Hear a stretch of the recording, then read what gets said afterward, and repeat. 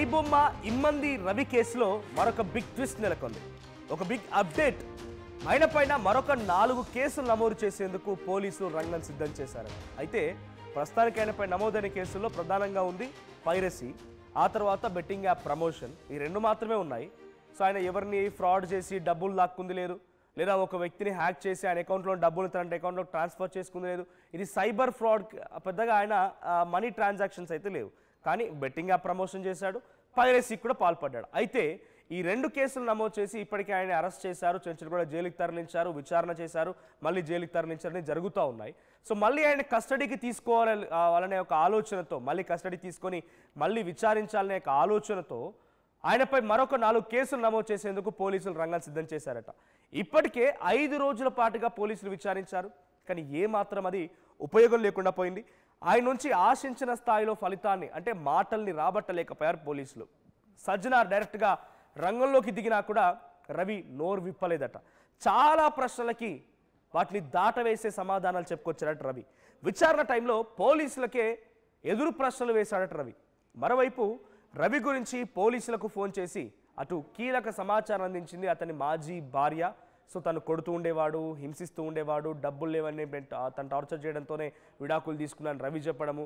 ఆ తర్వాత కూతుర్ని భార్యను వదిలేశాను. ఆ తర్వాత భార్య చెప్తున్న ప్రకారంగా ఆయన చివరాకరణ ఆయన విడాకులు ఇవ్వాలంటే కూడా ఒక అగ్రిమెంట్ రాసుకున్నాడట. ఏమని, నాకు విడాకులు నువ్వు ఇస్తున్నావు సరే, కానీ రేపటి రోజు నా ఆస్తిలో చిల్లి గవ్వ కూడా ఇవ్వను, అలాగని సంతకం చేస్తేనే విడాకులు ఇస్తా, లేదంటే లేదని చెప్పి రవి చెప్పి అగ్రిమెంట్లో సంతకం చేయించుకున్న తర్వాత విడాకులు ఇచ్చాడట. సో రవి పైన మరో 4 కేసులు నమోదవబోతున్నాయి. సో ఇప్పుడున్నటువంటి కేసులు ఏంటి, ఇంకో 4 కేసులు ఎందుకు నమోదు చేయాలనుకుంటున్నారు, ఇంతకీ ఫిర్యాదులు ఇచ్చేదెవరు, పోలీసులు ఇంత పర్సనల్గా తీసుకున్నారా, పోలీసులు ఇంత పర్సనల్గా తీసుకోవడానికి గల కారణం ఏంటి, ఇవన్నీ మాట్లాడదాం. మన మా ప్రతినిధి పవన్ సిద్ధంగా ఉన్నారు. పవన్, ఇప్పటికే betting app promotion at the same time ఆయన పైరసీ చేశాడన్నట్టుగా ఈ కేసుల పైన ఆయన అరెస్ట్ చేశారు. ఆయన్ని పోలీసు అదుపులోకి తీసుకున్నారు, అరెస్ట్ చేసి చెంచులగూడ జైలుకి తరలించడం, విచారణ 5 రోజుల పాటుగా విచారించడం, మళ్ళీ జైలుకి తరలించడం. ఇప్పుడు మళ్ళీ కస్టడీకి తీసుకోవాలని ఒక ఆలోచనతోనే కేసులు నమోదు చేస్తున్నారా, లేదంటే సినిమా ఇండస్ట్రీ నుంచి ఇంకా ఫిర్యాదులు వచ్చాయా? సో ఇంకేం కేసులు నమోదయ్యే అవకాశం ఉంది? ఈ 2 పైన కాకుండా ఇంకా ఏ కోణాల్లో రవి పైన కేసులు నమోదు చేసే అవకాశం ఉంది పోలీసులు?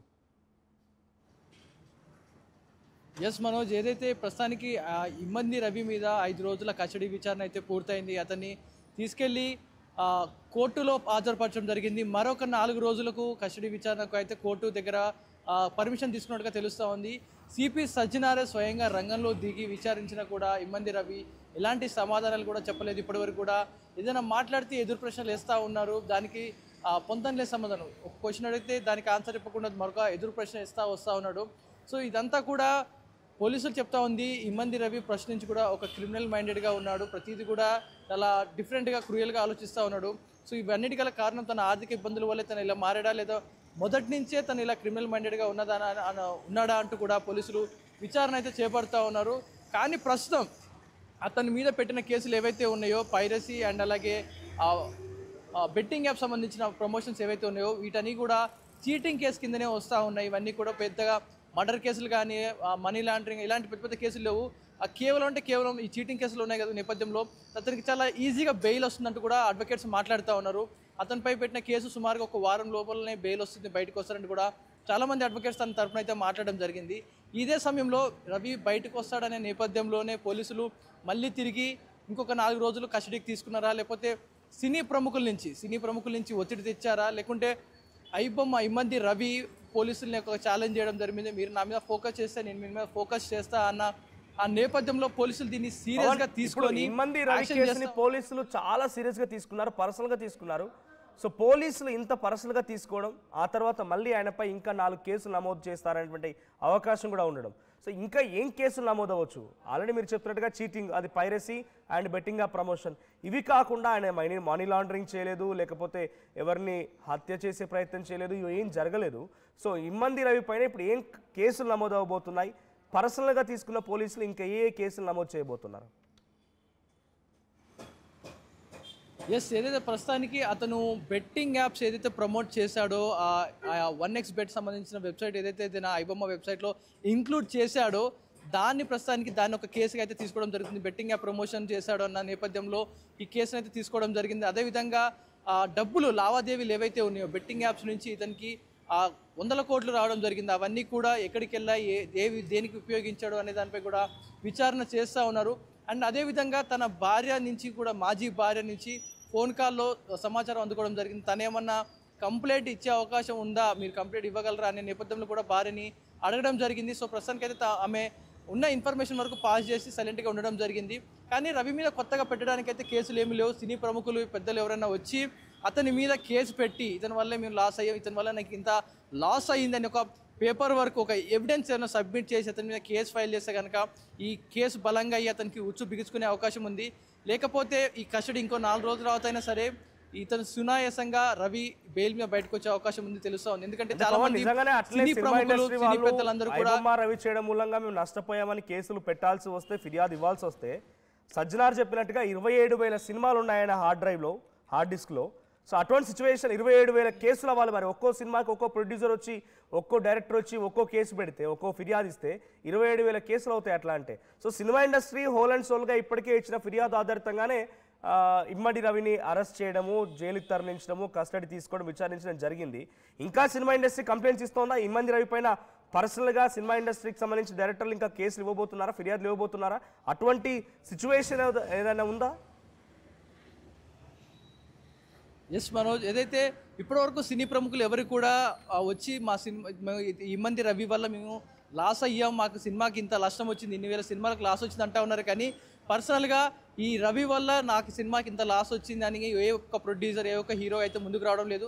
ఓవరాల్గా మా సినిమా ఇండస్ట్రీకి దెబ్బ పడుతుంది అంటే మాట్లాడుతున్నారే కానీ మాకు పర్సనల్గా ఇంపాక్ట్ అయిందని మాత్రం ఎవరు చెప్పట్లేదు. ఎవరైనా ముందుకు వచ్చి ఎవిడెన్స్తో సహా కంప్లైంట్ ఇస్తే తప్ప అతని మీద యాక్షన్ తీసుకునే అవకాశం లేదు. అండ్ అదేవిధంగా 25-27 వేల పైగా ఆర్టిస్టులలో అతని సినిమాలు ఉన్నాయి అండ్ వెబ్సైట్లో ఉన్నాయి.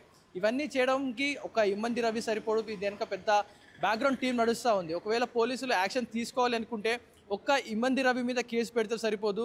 మొత్తం ముఠా ఏదైతే ఉందో అందులో ఇన్వాల్వ్ అయి ఉన్నారో స్టార్టింగ్ నుంచి ఇప్పటి వరకు ఎవరైతే సర్వర్ రన్ చేస్తూ ఉన్నారో, ఎవరైతే అందులో సినిమాలు పేస్ట్ చేసి పెట్టారో వారందరినీ కూడా అరెస్ట్ చేసి లోపలేస్తే తప్ప ఈ కేసు క్లోజ్ అవ్వదు. ఒక్క రవిని అరెస్ట్ చేసి లోపల పెట్టినంత మాత్రాన మొత్తం ఇతనే చేశాడంటూ కూడా అతని మీద ప్రూవ్ చేయడానికి ఎలాంటి ఎవిడెన్స్ అయితే ప్రజెంట్ లేవు. అతని దగ్గర సినిమాలు దొరికాయి కేవలం, అంతే. వెబ్సైట్లో సినిమాలు ఉన్నాయి.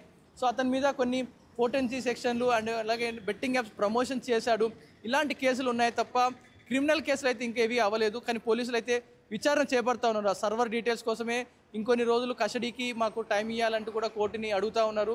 కానీ రవి ఎన్నిసార్లు అడిగినా కూడా ఆ సర్వర్ డీటెయిల్స్ కానీ అతను వాడిన వెబ్సైట్ డీటెయిల్స్ కానీ ఏవి కూడా చెప్పడం లేదు. ఎదురు ప్రశ్నలు వస్తూ ఉన్నాడు. కానీ కొంతమంది అడ్వకేట్స్ మాట్లాడుతున్నట్టు అతను ఇమ్మంది రవికి సపోర్ట్ చేస్తున్న కొంతమంది అడ్వకేట్స్ అయితే ఈ విచారణ ఇలాగే ఇంకో 4 రోజులు ఇంకా కస్టడీకి పెంచుతారు పోలీసులు.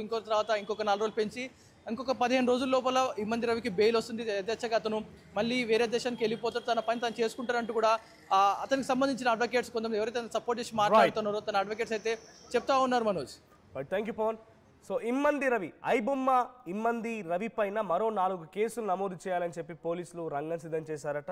ఆ 4 కేసులు నమోదు చేసి మళ్ళీ కస్టడీ కోరబోతున్నారట. ఇప్పటికే 5 రోజుల పాటుగా కస్టడీ తీసుకొని విచారించినప్పటికీ ఎటువంటి సమాధానం రాలేదు, ఆశించిన స్థాయిలో ఫలితం లేదు. సో పెద్ద ఎత్తున ఇమ్మంది రవి తన డీటెయిల్స్ ఎక్కడ కూడా బయటికి రివీల్ చేయడం లేదు.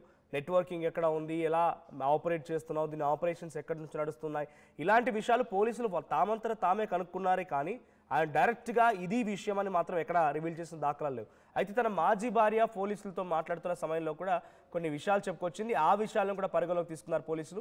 మరి ఇప్పుడు ఆయన పైన బెట్టింగ్ యాప్ ప్రమోషన్ అండ్ పైరసీకి సంబంధించిన విషయాలపైన, చీటింగ్ కేసులు లేకపోతే సైబర్ ఫ్రాడ్ కేసుల విషయాలు తప్ప ఇంకా ఎటువంటి కేసులు నమోదు చేస్తారు? మనీ లాండరింగ్ జరిగిందా, నిజంగా ఆయన సంపాదించిన డబ్బులు ఏమైనా తప్పుదో పట్టించారా, ఇంకెవరితోనైనా లింకప్స్ ఉన్నాయా, సో దేశ విదేశాల్లో ఎక్కడో ఉంటున్నాడు కాబట్టి ఇంకేదైనా చర్యలకైనా పాల్పడ్డా, ఇలా అనేక కోణాల్లో కూడా ఆయన పైన కేసులు నమోదు చేయాలని చూస్తున్నారు. కానీ టెక్నికల్గా, లీగల్గా చాలా సీనియర్ అడ్వకేట్లు చెప్తున్న ప్రకారంగా ఎన్ని చేసినా ఇమ్మంది రవి పైన నిలవడం తప్ప ఎటువంటి కేసులు నిలబడవు అవన్నీ కూడా. ఎందుకంటే ఇక్కడ దేశస్తుడు కాదు, ఇక్కడ క్రైమ్లో పాల్గొనలేదు. వేరే దేశంలో అక్కడ క్రైమ్ పార్టిసిపేట్ చేస్తారు కాబట్టి అక్కడి దేశాల శిక్ష వేయడానికి అర్హత ఉంటుంది. కానీ ఇక్కడ మనం పెద్దగా ఏం చేయలేమనే రకంగానే లీగల్గా చెప్తూ ఉన్నారు. సో ఇమ్మంది రవి పైన మరో 4 కేసులు నమోదైన తర్వాత సిపి సజ్జనార్ ఏం చేస్తారో చూడాలి. అసలైన తొలి వెలుగు. ఫాలో వాట్సాప్ @తొలి వెలుగు official.